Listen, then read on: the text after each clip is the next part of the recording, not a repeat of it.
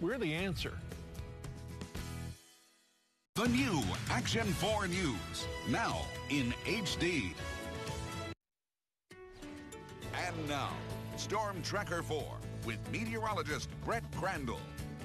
A hot, humid day across the Rio Grande Valley, but hey, it didn't stop me from heading out on a run this morning, even though it was a little on the warm side. 90 degrees still in McAllen, 63% relative humidity, but at least there's a good breeze. 20-mile-per-hour winds out of the southeast in McAllen at this hour. Now, we are seeing much warmer temperatures off to the west with temperatures in the low 90s to the mid 80s along the coast, 85 in Port Isabel. But we are seeing quite a bit of humidity in the lower valley as well. 72% relative humidity in Port Isabel, 72% in Brownsville. But then into the upper valley, we're seeing humidity about 50 to 60% relative humidity in Starr County. Now, we're going to continue to see the humid conditions linger all this next week, especially in those overnight hours. Early morning, you can see those darker greens here indicating on Futurecast we will see some very warm, sticky nights and into the morning. So we'll be a little kind of muggy in those morning hours, but not really expecting much fog because of those winds out of the southeast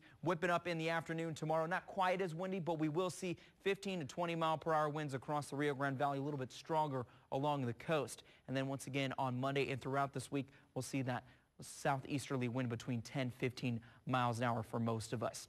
Now, radar not picking up much around South Texas. We are seeing a few lingering clouds, especially to the north on 77 closer to Kingsville. But further to the north around the Midwest, we're seeing some very strong weather with some very strong thunderstorms in the mix. And we're going to continue to see that into the nighttime hours with the best chance for some severe weather to the north of us, to our friends in North Texas as well. Dallas, a good chance of seeing some strong thunderstorms head that way in the overnight hours. But we're in just the marginal risk. So really not expecting much here in the Rio Grande Valley. And tomorrow we remain in below marginal risk as well. So if you're going to be traveling up towards Dallas, have a better chance to see some thunderstorm activity. But here in the valley, looks like we're going to take a little bit of a break for the next little while.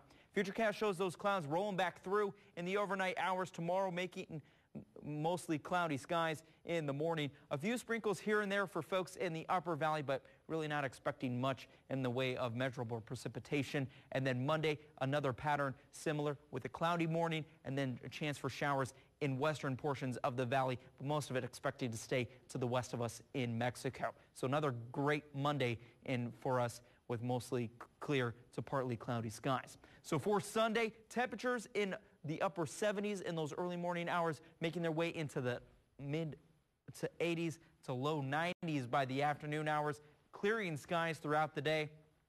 And then all this next week, expecting drier conditions, much drier conditions. The chance for some thunderstorms is going to dwindle. Thursday, it looks like we could have a slight chance for some showers in the upper valley, but temperature-wise, it will be warm and humid and rather consistent this next week with highs around 90 degrees. If you want